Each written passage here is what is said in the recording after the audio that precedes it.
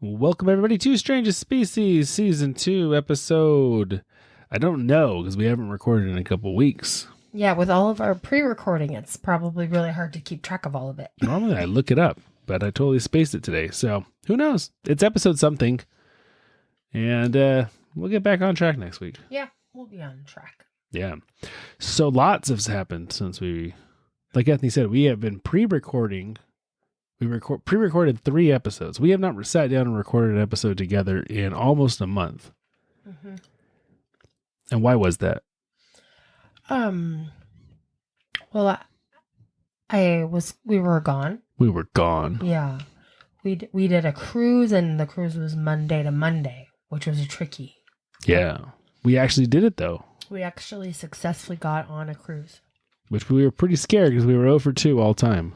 I mean, you were very nervous. I was very nervous. You had all the backup plans. And lots of backup plans. Didn't want to take the little car. You had to take the bigger car. Well, I don't think the little car would have fit all the luggage anyways. I guess that's true. But you're right. I wanted to take the bigger car because the bigger car is... My truck's much newer and more reliable. Very researching which roads and construction and... Sorry, I've been sick, so we got home. And then the next day, we both got sick. I got so sick. I mean... more sick, I feel like, than I've been in a really long time that's lingered this long. So I'm sorry in advance. Hopefully I'm not coughing in your ear.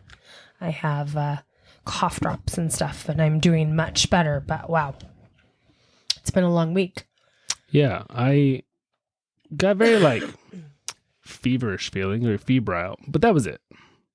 Your throat kind of got coffee, a little bit. Little coffee, but never sore, never nauseous, never... Oh, I had all the symptoms. It was crazy. None of those things. I still went to work. It was hard. It was hot, but... I went to work. Luckily, I only had to see one patient, but holy cow, it was I had to see many patients. Yeah. But you were out of it. It was almost a little out of how it, you made it through those 2 days. It would, if you could have called in sick, I think you would have. This is true. Yeah. I would have. And I did actually end up canceling a couple patients at the end of the second day. Yes. Yeah. And I actually had one more complicated surgery thing that I called the patient. I was like, I mean, if you want to come in, I'll do it. But I don't know. My head's not all there. He was more than happy to. Yeah. If someone said that to me, I would say, I'll wait. We have a good relationship, this patient and I. So. No, but we did an Alaskan cruise. Yeah. Yeah. And it was very relaxing. Beautiful. I mean, it was neat to be able to say I've been to Alaska now. Mm-hmm. We whitewater rafted in 35-degree water. It was cold. Probably 35-degree weather almost, too. Yeah, I think it was like 50 degrees. Oh, well. But it was sunny and windy. I mean, cloudy and windy. And it wasn't the warmest. It's true. But it was pretty. It was pretty. And it was fun. Yeah. And then we also e-bike toured and panned for gold and went to a cemetery and a waterfall and all of the shopping. Lots of shopping. Eating strange foods. And It was fun. Yeah. It was. It was an interesting experience. Neither one of us had ever done a cruise before. And yeah, it was... I'm still not 100% sure how I feel about cruising. Right. Like, the trip was wonderful, and Alaska was wonderful. But I think tropical cruising might be just a better experience because I think you can utilize a lot more of the ship. Yeah. I mean, it was too cold to utilize, the flow rider and all the fun things that the ship offers. There still was like an indoor hot tub and indoor pool, but... An outdoor hot tub. Well, yeah. That was not warm at all. I loved it. It was not warm at all. But the hot tub was warm. Well, the one day we went in, it was hot. But then you're right. The next day, it was not a hot tub. It was it was not warm enough to be outside, and you were right. Yeah, so we've been home for a little bit, and then a week today. Is that so? Yeah, because today's Monday. Huh. A week today. Fascinating. Seems longer than that. Nope. Just a week. But Finally, it actually kind of took us basically this whole week, I think, because we've been sick too, to kind of get back into like real life. Yeah, Saturday was the first day that I felt back on track a little bit. And really tomorrow, like I was telling you earlier, is the first day I feel mentally like really ready to go back to work and like get after it. Yeah. Yeah, it's weird. It's like a time warp or something. Like I'm like this a lot. Anytime I have an extended break from work, it's like I completely forget everything that was going on.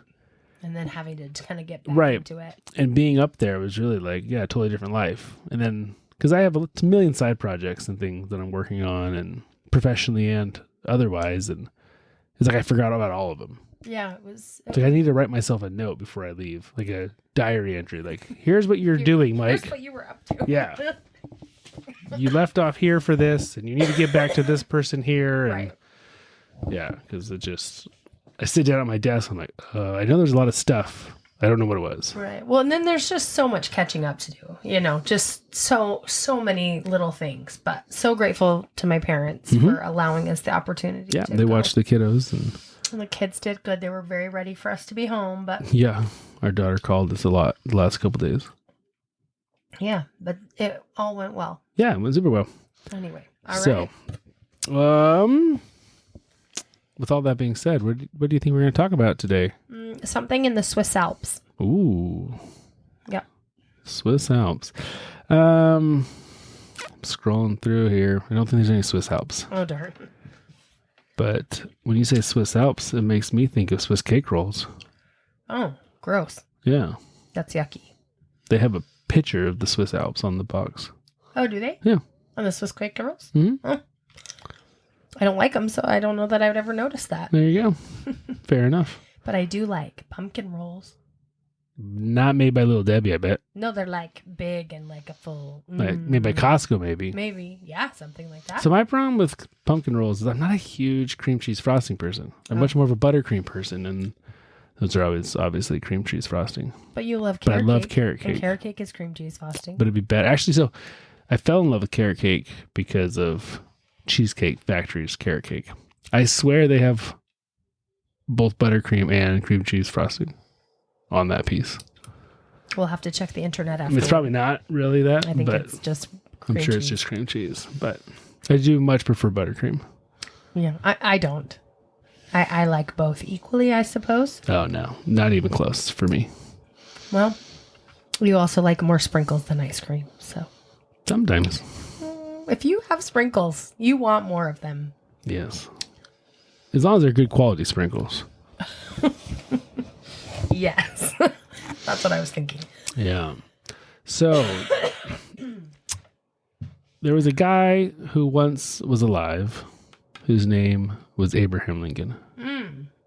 I know him. You've heard of him? Okay. I didn't know if you had. Yeah. Since you're Canadian. I think my son is named after him. So, Abraham Lincoln, President Lincoln, was often quoted as saying there were 3 books that had the most impact on him in his life. Those 3 books were the following. Well, he said that they provided him with spiritual, moral, and ethical guidance, and that they influenced his leadership, particularly during the Civil War. Okay. Those 3 books were these. 1, the Bible. Okay. Written by various authors. Okay. 2, The Pilgrim's Progress by John Bunyan. Okay. 3, An Authentic Narrative of the Loss of the American Brig Commerce, written by Captain James Riley. Sounds interesting. That last book, Lincoln said, made a profound impression upon him, particularly in its human portrayal of suffering, endurance, and the moral wrongs of slavery. That is the story that we're going to talk about today. Okay. The story of Captain James Riley and his ship, the Commerce. Okay. Okay. Sounds cool. Yeah. So, Captain James Riley, he was a guy, and he was pretty cool. He built himself a pretty successful life. He was very, very honest. Okay. He was very hardworking. He'd kind of built himself up and then lost everything and built himself back up and lost everything. And there were some opportunities for him to get ahead, kind of playing, how do you want to say, kind of doing some sailing in, let's say, gray areas, kind of Okay. illegally doing stuff. I thought he was very honest. Because he took, I can't talk. He turned down those opportunities, but he definitely could have made a lot of money doing them. He could have. Yes. And so he's just a good, really, he's just a solid guy. And so in June of 1815, he had successfully, he owned a ship and he had a crew of 10 men. They were from Connecticut, but they were going to head down to New Orleans. Well, they had sailed down to New Orleans. There they had picked up a bunch of flour and tobacco, and we're going to head across the Atlantic to Gibraltar on a 2-month journey. Gibraltar is where? Like the Straits of Gibraltar? Yeah, so it's But where? like southern tip of Spain, right across from Morocco. Okay. It's the entrance to the Mediterranean Sea from the Atlantic. Doesn't sound cool. So after spending a week on a large ship, can you imagine 2 months at open ocean? Not your thing? No. But these guys, there's only 11 of them on this ship. I think for me, Not a very big ship, I'm sure. the comforting part about cruising up to Alaska or subsequently down to, like, if you were to go down to Mexico, you're never more than probably 20 feet from the coastline. 20 feet, huh? I mean, 20 miles. That's what I meant to say. There's like a comfort in that. I am not going into the middle of the ocean. I'm just going up and down the coastline. It's true. So we had 2 days at open sea, and you couldn't see the land, but you did know, like, okay, it's really not very far over there. Well, they also, on the TV, they'd show a map, and it would tell you how far you were from land. And I don't think we ever really got over 20 miles away from land. I don't think so either. Yeah. That's And very once you're comforting. Once you're up in Alaska, then you're in You're the inland channel, and there's yeah. land on both sides of you. Sure. I mean, really even close. coming out of Seattle, you're in the inland channels for quite a while, and it's not very rough. But I mean, going across the ocean in the middle and then something terrible. I mean, bleh, nope. Nope. It's not for me. Well, they went across. Their plan was to go from New Orleans all the way to Gibraltar. And they made it. Well, good for them. Yeah, and they unloaded their flour and their tobacco. And they reloaded their boat with wine and other things like that to head back. And the interesting thing about the sailing was it was remarkably unremarkable. Like, they had beautiful weather, beautiful sailing. Everything was just super easy. That's awesome. And so they reloaded, started heading everything back. Now, Captain Riley had agreed on their way back that they would stop and grab a man by the name of Antonio Michel. Banderas? Not Antonio Banderas. That would have been cool too, though, I suppose. No, Antonio Michel. He was a man from New Orleans who was he had been shipwrecked on the Canary Islands off the coast of Africa. And so they had agreed to pick him up and take him back with them. From the Canary Islands. Okay, this is so interesting. Which really aren't very far from where they were. Okay. And I think that he was happy to have another set of hands on board.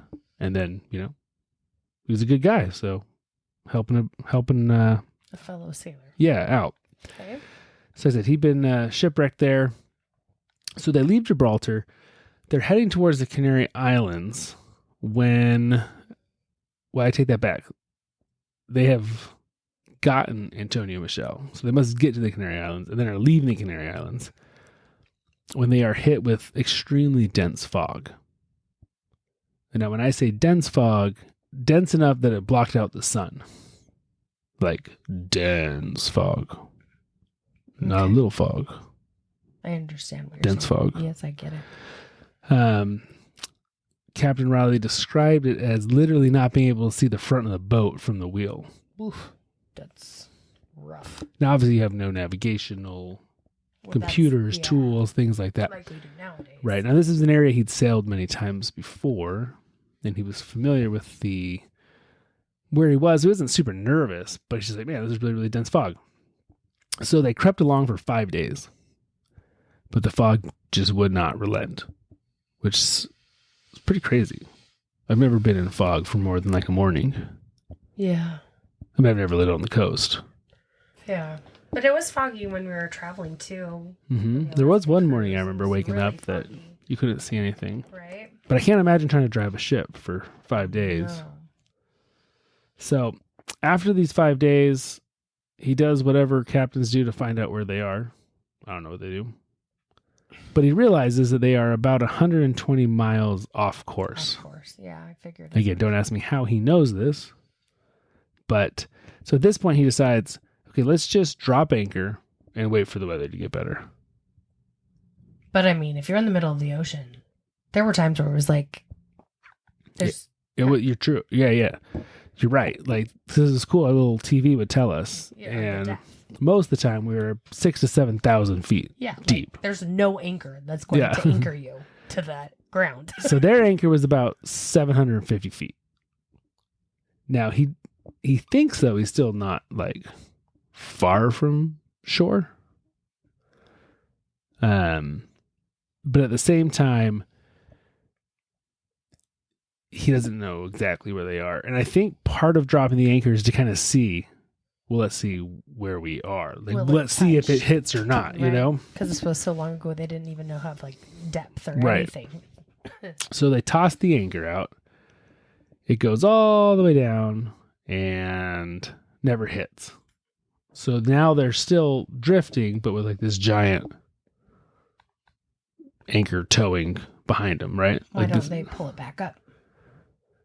Well, I don't know if there's an advantage to having it out. If it will, like, if it can signal to you, like when you're starting to get closer to shore or something like that, you know, like for safety. Or if, I'm not sure. Okay. But whatever it was, this prompted him to want to change course and start heading towards the northwest. So I don't know, maybe he thought it would hit ground and it wasn't. So he's like, oh, shoot. Or maybe vice versa or whatever. So they start heading northwest into deeper water, afraid that they might be getting too close to ground and they're going to run ashore. And so literally like moments after making this decision, they hear the infamous roar of a wave. And the boat crashes into ground. Weird. Yeah. And again, I don't know exactly how that all works. Well, yeah, because wouldn't their anchor hit? And then they would know that they were... Unless we got this really, really, really fast rise. What? Or, again, if your anchor's dragging behind you 750 feet, like you're going It to... would just be dragging below the weight of it? Well, but if you're moving, it's not going to sit below you. It's going to sit behind you, right? Maybe a smidge. Like if you're walking with something behind you, it's going to drag. Either way, they hit it shore. We're not shore, but hit ground of some sort. Now, the wave forces them to crash. So the boat gets, what's the word? It gets stuck on whatever they hit. Yeah. Mm-hmm. So they're stuck there, and we got big problem. I'm sorry, my phone is, because we weren't here, I didn't print off our script. So I'm reading it off my phone, but it keeps being silly. Okay. So it hits, and then it's high centered. There you go. Is that the right word? Yeah. So they're stuck there. So Captain Riley knows real quickly, oh, we're in a serious problem here. Like, we have to get off this boat because these waves are keep crashing and blah, blah, blah. And it's just not good to be on a boat that's stuck. So he starts shouting orders to all of his men. and they start grabbing barrels of the wine. They start dumping the wine, refilling them with fresh water. They're grabbing port to take to shore with them. Oh. So they start loading up all this gear into a long boat, and they're throwing all this stuff in. They're in this storm. Waves are crashing onto the boat. They're throwing all their stuff in. So they get it in. They push the shore off, or the boat off to shore, and they have a super hard time even rowing in. But eventually they do get onto shore. Their longboat's pretty beat up. And so he sends his men to start gathering, some of these barrels have fallen off and they're washing up ashore, and they've got trunks that are washing up ashore. At one point too, he had told them, like, anything that's going to float of our provisions, just throw it overboard and let it work its way to the coastline. So like, their clothes, a tent, things like that. Or not a tent, but a tarp. And so they're on shore. All these things, he's got his men out collecting all their gear, and he's got a decision to make. Like, he's got to figure out, okay, where are we? Are there hostiles around? We don't know where we are because we've been blown off course. And so as his men start gathering the beach, he's just kind of sitting there thinking about how bad of luck this is that they are shipwrecked, because they had such a perfect sailing over. And so he's looking around, and he's really hoping that they don't run into any people, because most of the time it's just not good to be found by locals back in the time. This is true. Mm-hmm. So, but before the crew could even gather their gear from the beach, an older man appears.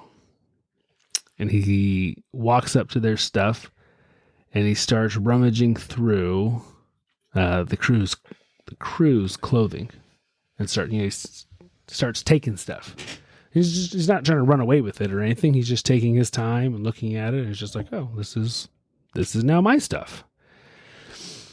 And so James knows he's got to be really careful here, because he's got to try to approach the man. He doesn't want him to take their gear, but at the same time, he doesn't want to cause a problem. Mm-hmm.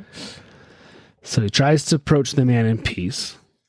You make symbols of like, hey, like, I'm coming. And as he goes up there, he notices the man has 2 women with him and a handful of children.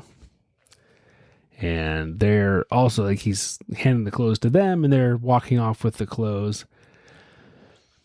And so now James assumes there's more people around. So he decides not to do anything about this.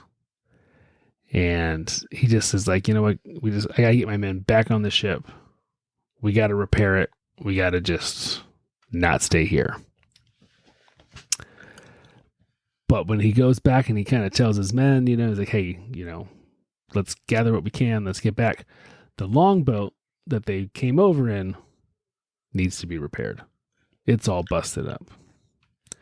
So now they can't go back to the boat, at least not all of them. And so what do you do? I mean, you try to stay, I guess. Try to stay? I mean, for a little while, repair the boat, the little boat. Yeah, so that's the first thing they have to do. They got to repair it. So he sends some of his crew to try to swim back to the Commerce. I wouldn't do that, I don't think. To get supplies to fix the longboat. I guess to get supplies. Right. Yeah, I mean. So he sends them. So while that's happening, the locals come back. So he's talking to his men. They're trying to plan what to do. They're looking at the boat. He sends them out. The locals come back and they steal the sail that they had brought with them that they were going to use as a shelter to make a tent out of. So now Captain Riley is really getting nervous because they need to get out of there before things get worse, but they can only go as fast as fixing the longboat. So they're racing the clock. Can we fix this and get out of here before these guys steal all of our provisions and things? Because even then, let's say you get back to the boat, but now you have no food or water. Right. You're hooped, right? So at this point, though, now they can see that the locals have both knives and hatchets. Now, they're not like threatening them with them, but they can see like, okay, they have weapons. And so they definitely don't want to get into a fight with them, but they also just can't let them keep taking their supplies. And so it seems, it's just in a tough spot. Like it would be very precarious. Sun's starting to set. But it seems as the evening comes, the locals kind of retreat away. And so Captain Riley and his men take shifts, staying up, but they have a peaceful night. No one attacks them. No one does anything. No one else comes and takes any more of their stuff. But first thing in the morning, guess who shows up? The locals. The old man's back. Now, this time, the old man came back with something else. Came back with a spear in his hand. Big spear. And there was something else that Captain Riley saw that made him even more scared of the old man and his big spear. And that was on a hill nearby, there was a group of men on camels. And instantly, he knew what was happening. And what do you think might have been happening that scared him? What would you be thinking if you were Captain Riley? He got a local, who could be hostile, with a spear. And now there's a whole bunch of men on camels up on a hill looking at you. Just coming to get more of your stuff? Coming to get more of your stuff. Coming to attack. So, what Captain Riley assumed at that point was that they were being taken as slaves. And there was a big slave market in Africa amongst Africans, and he knew right away, like, oh, the old man had essentially sold us overnight. Said, hey, here's these guys, come and get them. And so James runs to the longboat and he grabs a big old pole and he runs back to the old man. He starts shouting at his crew, waking them up, like, you guys got to go. Like, we got to go right now. Get on the longboat. If it's got holes, doesn't matter. We got to get back to the boat. And so he starts fighting the old man, like swinging at him with his big pole. And the old man's trying to, fight it back with the spear. And they run to the longboat. They push in the ocean and it immediately just fills with water. Yeah. And so his crew's pretty good. They flip it over and they climb on the hull. And when James sees that, he sprints to him, hops on, and they manage to paddle their way back out to the commerce. So now they're on the boat, and now they're watching on the shore as the locals completely take all their provisions. Like the second they're gone, they just come down, take all their food, all their water, all their clothes. So now James has two options. You can go back to shore and try to fight them and get your stuff back, or they can take their chances in the longboat at the open sea and try to get somewhere else. Well, the longboat's already upside down. I mean, you're not going to go anywhere. Well, you're right. But they can repair it because they're on the commerce now. So when they have things to fix the longboat, but they have lost all of their oars in the process of going in the storm and back out. So even if they if they can fix the longboat and they hit the open ocean in the longboat, they have no paddles or provisions. So that's a pretty precarious situation to be in. Yeah. What would you want to do? Oh gosh, I don't know. Try to make friends. Try to make friends. Yep. Now, well, that's good. That's a good thought. Live out my life on the ship until it's over. I don't know. Send up signals from the ship and sleep on the ship that keeps crashing against the land until I starve to death. I don't know. I mean, I think I'd rather do that than like become a slave. You wouldn't want to hit the open seas? Without any oars? Yeah. No. No, that doesn't sound fun either. So, I would rather just sit in the marooned ship until I die. Interesting choice. Yeah. But it was not one of the options I think that Captain James That's looked my choice. into. I mean, I didn't, have a chance to talk to him, but that is a that's third my option. choice. Yeah. Mm-hmm. So he tells the crew to start fixing the longboat. They patch it up. But while they're doing that, he notices back on the beach that the locals are gathered and they're beckoning to him. Like, hey, you, come back. And they were trying to show they were being peaceful. Like, and he thinks maybe there's a misunderstanding. Like maybe I overread into what. I mean, the guy showed up with a spear. That wasn't good. But maybe he was just attacking because I attacked, and they could obviously tell that he was the leader. That they were trying to get him specifically. And so he thinks, okay, well, maybe we do have a third option. Maybe we have the ethne option, and we can become friends with these people. I like that like option. if they're allies, then maybe we can survive. So he decides, I'm going to go back to shore alone. Okay. I like this guy. Make friends. Make friends. So he tells them, guys, keep working on the boat. I'm going to go back in and see if I can. If I don't die. If I talk to these guys. So he goes back alone. And as he approaches, the old man kind of wades out to him and it kind of signals like, I want to go to the boat. Like, you come here, I go to the boat. And again, he's just like, I don't know what to do here. I don't want to say no. I'm super on my own out here. If I say no, maybe I'll lose any chance I have of making friends and them saving us. So he says, okay. So the old man heads out to the boat. As soon as the old man's gone, two younger men of the locals pull James out of the water, and then they pull out knives and they pull out spears and they essentially hold him captive.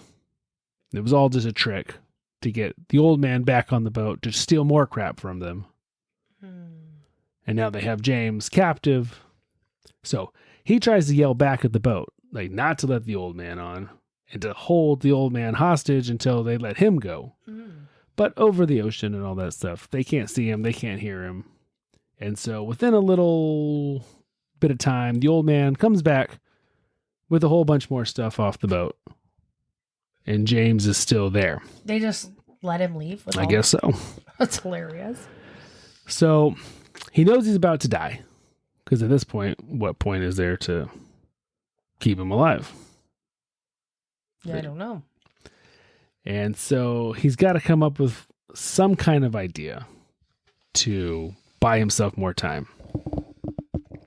And so he tells the men that are holding him, there's more money on the ship.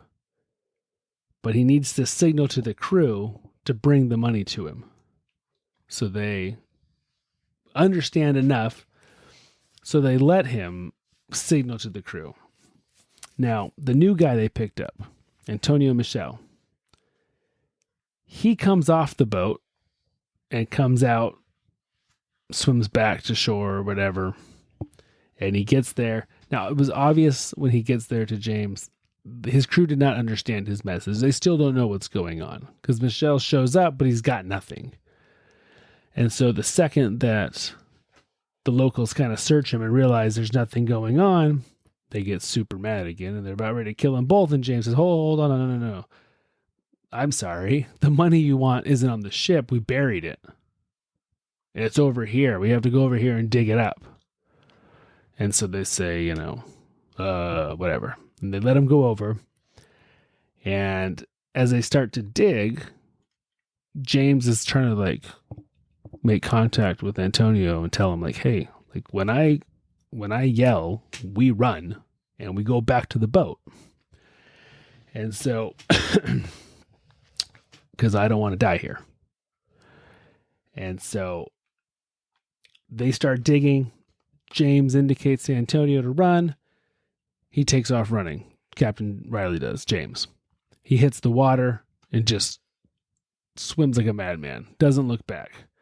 Antonio, on the other hand, totally missed the whole thing. This guy. And He got killed. he gets a spear right to his chest. Yeah. Like the second they see James go, that's it. Yeah. According to Captain James, pretty clean kill, pretty instantaneous. So that was nice of him. Yeah. I mean, I guess so. Yeah. I wonder, since he was the newest one on the crew, if that's why they forced him to go in. Yeah. I don't know. I mean, I have no idea. The rest of the crew, it's like, all right, buddy, time to earn your keeps. Maybe he spoke French. Yeah. And where they were like, he didn't quite understand. They're like, just go. Yeah. Captain needs to. So, James makes it back to the Commerce, and now his decision has been made that, hey, you know what? You guys did a good job. The boat's ready. Whatever it looks like, it's ready. We're getting on it. We're leaving. The longboat. The longboat. So him and his 10 crew members all get in, and they just start paddling like crazy with their hands to get past the surf and out into the open ocean. This is crazy. And away from the locals who have robbed them and are trying to kill them. And they make it, and then they travel for the next 9 days, drifting aimlessly southward. Now, in 9 days, how far do you think I he have could travel? no idea. Without, just by the wind and the current, I have no clue. Literally. Do you know how far we traveled? Was it like, yeah. I don't know how far it was. Far. Yeah. Anyway, they went 200 miles. Doesn't seem like very much. Yeah. But after 200 miles and being pretty thirsty and hungry. Yeah. And probably really sick of each other, because the longboat's probably not that long. It's probably a kind of a misnomer. Where do you go poo? I guess you just lean over the edge. But you probably don't have to poo a lot if you're not eating and you're dehydrated. That's true. Yeah. Good point. No gastrocolic reflexes needed. Yeah. So at that point, they decide we're probably far enough away from those guys. Let's go back to shore and try this again. Oh. Because we What can't shore? stay. I mean, they have no idea where they are. They have no idea where they are, but they can't stay in the ocean with nothing. And so... That sounds so terrible. Yes, it is terrible. Oh. And so they go back to shore, land their crappy little boat, and once on shore, James climbs a little hill nearby, and he looks out, and as far as he can see, there's an ocean on both sides of him. One made of water and one made of sand.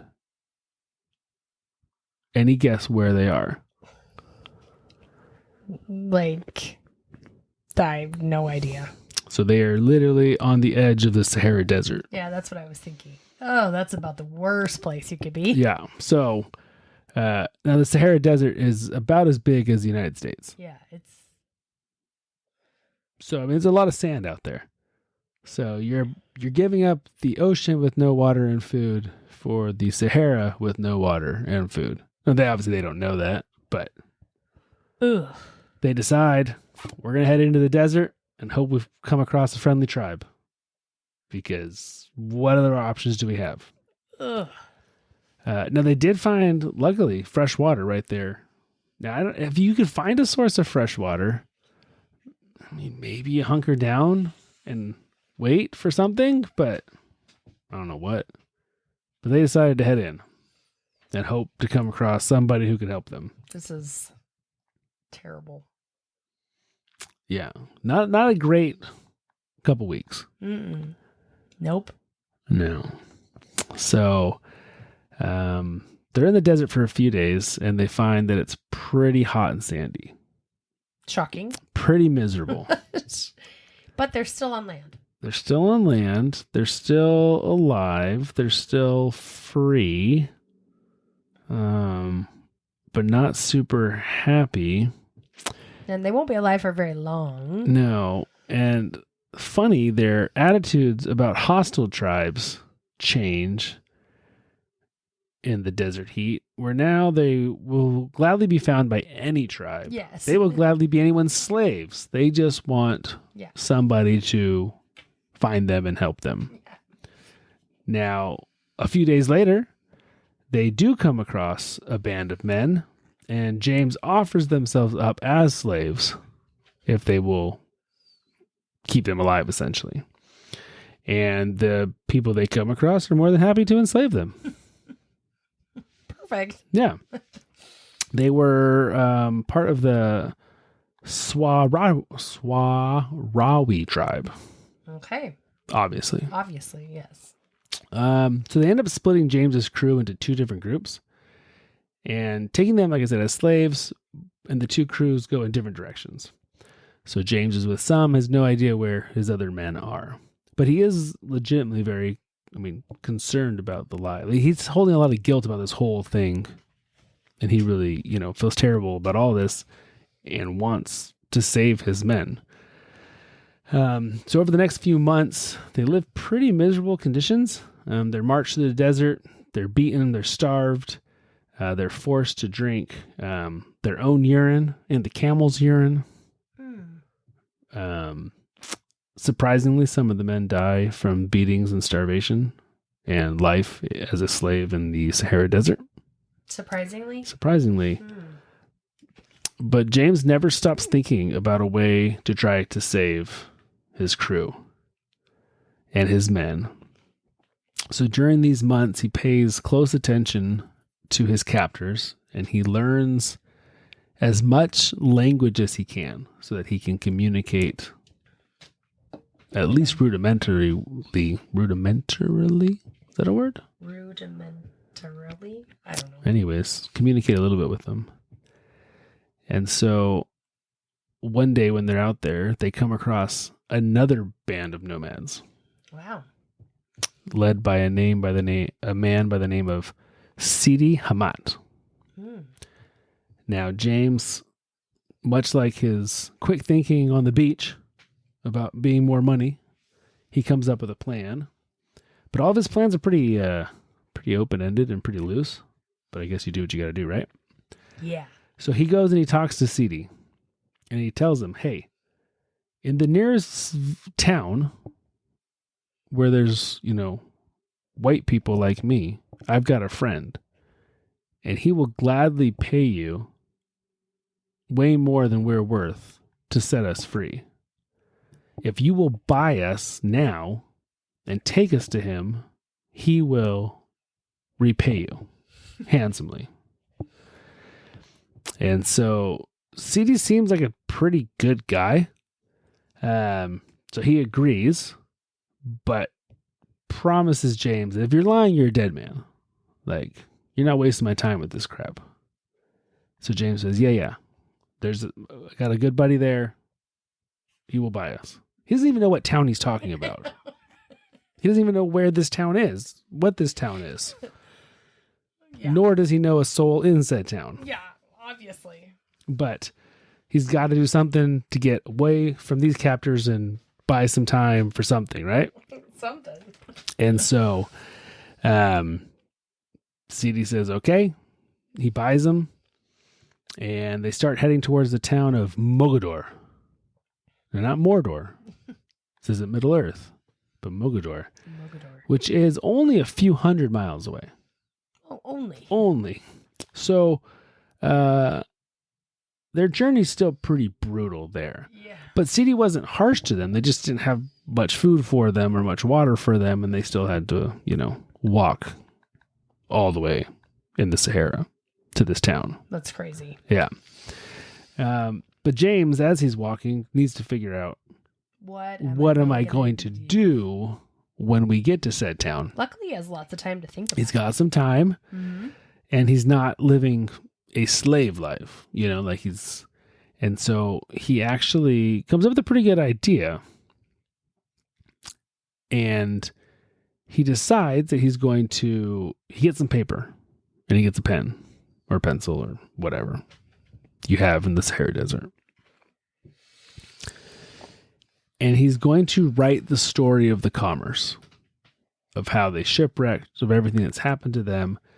And he's going to specifically do it to try to pull on the heartstrings of whoever reads it. He doesn't know who's ever going to get this, but he's got to write it so convincingly that they are so moved that they're going to do something to help him out. And so he writes it. He sticks it in his pocket, and he waits until they get to the town. Mogador. Okay. So they get there. And they stop on the outskirts. And Sidi says, all right, tell me how to find your friend. This is awesome. Uh-huh. And so James gives him the letter. And he says, go into town and look for the British consulate. And give them this letter. That way they know, my buddy knows it's me. And he says, okay. Now, in Mogador, there was no British consulate. Should have been. Should have been. But Sidi goes in looking for it. That's awesome. And he just so happens in a market to bump into an assistant of a British merchant by the name of William Wilshire. Wow. And I mean, I don't know what Mogador looks like, but it's like, hey, there's a white guy. Let's go talk to the one white guy we see. Or if there's lots of I have no idea. So he sees his assistant. The assistant has no idea what he's talking about, but he has this letter supposedly for his boss, right? So he says, okay, well, come with me, I guess. And so he takes him to William, and Sidi gives him the letter. Mm-hmm. Now, we go back to the desert. James is out there in the desert on the horizon of this, on this city, or the city's off on the horizon. Can you imagine how anxious you would be sitting out there? You would pray nonstop. Because he Literally knows nonstop. if this goes poorly, Yeah. Sidi's coming back and killing him. Yeah. If it goes well, then they're saved. There's not a lot of room in between those two. You're in the middle of nowhere. You're in the middle of nowhere. Yeah. So all he's hoping for is that when he sees someone coming, that there are two people coming and not just Sidi. So he's waiting and waiting and waiting. And eventually he sees movement on the horizon. And it's Sidi and some other guy. And they come towards him. And I'm sure it seemed like it would take forever. But Sidi is accompanied by William Wilshire. And when he sees James, he runs up to him and gives him a huge hug. Well, no, he really was truly moved by this letter, right, and everything that had happened. And that he wanted to step in and do what he needed to save these men. And so, yeah, financially, he paid for whatever he needed to do. And James and this group of men were saved. Now, when the shipwreck occurred, James weighed 240 pounds. Guess how much he weighed when he was rescued? I'm going to say like 140. 90. Ooh, jeez. 90 pounds. Ooh, that's... Yeah. Yeah. That's real close to not being alive anymore. Yeah. And so James's crew that was with him got sent back to the States. He actually stayed behind. Trying to find the other. Mm-hmm. And I don't know how this worked out, but they kind of hired Sidi and his brother to go out and try to find his other half of his crew. Oh. In the process, unfortunately, Sidi and his brother were actually killed by another tribe of dangerous pirate nomads. Sad. Yeah, not actual pirates, but you know what I'm saying? Yeah. But they eventually, were able to find two more of his crew members who were alive and rescued him. Oh, wow. And then Captain James Riley, made it home as well. Holy smokes. Yeah. After he was home, he became a very ardent abolitionist, very anti-slavery. This is about 40 years before the Civil War. Mm-hmm. And he wrote this book all about their shipwreck and their trials as slaves. And this was the book on anti-slavery that really inspired President Lincoln. Wow. Well, that's really cool. Yeah. I'm sure it's still out there. I'm sure you could order a copy and read it, or I'm sure. get it on Audible. Yeah. I mean, it might be really interesting and probably make me cry. Lots. Probably. But it's pretty cool, like how he never, I mean, very lucky, obviously, but kept just kind of throwing these Hail Marys out there. You know, it's like, I don't know how this is going to work, but I'll figure it out later. Like, I just need something. Yeah, it's pretty impressive. To keep the ball rolling here. Kind of, yeah, inspired. Yeah. You know, with these different stories, I guess, to kind of keep yourself alive, like preservation of life. Yeah, I just love, he's like, I got a buddy there. Just get there, and my buddy will take care of you. And you're like, I literally don't even know what I'm talking about, but yep, I'm going to make it happen. We're going to make it happen. I like stories of people making it happen. Yeah. Where there's a will, there's a way, I guess, right? That is correct. Well, it's sad that CD ended up getting killed, but I'm glad he was able to find still some men. It just goes to show he's a good captain, sticking around, hoping to find his other men. It's sad about the other ones, but I mean, gosh, what do you do? Yeah. Yeah. So grateful for all the technologies that we have. You know, you would know well in advance before you shipwreck, because your instrumentation, even though you couldn't see, would, you know, tell you. So. Yeah. Anyway. Definitely. I apologize to everyone today. It was a little chunky in my reading, just because, like I said, normally I print off my scripts, but I haven't been at my office. And then it was really, my phone was being really weird, so I was having a hard time keeping it up and going. I didn't think it was all that chunky. So. Oh, that's good. Yeah. Felt chunky to me. So. Not all that chunky. Well, good. Well, everyone. I liked that story. Yeah. I mean, it was like sad for them, but I like the happy ending. Yeah, happy ending. The Hail Mary worked. The Hail Mary worked. So. When in doubt, you guys throw out a Hail Mary. That's right. Right? Just tell lies. Well, truths that you want to make true. That's right. Tell lies that you want to be true. That's Ethne's advice for life. Yes, for life. There you go. That's what I'm trying to say. All righty. All right, you guys. We'll be back next week with another story of something that I will figure out starting tomorrow. All right. All righty, everyone. Have a wonderful week, and we'll talk to you later. Bye. Bye.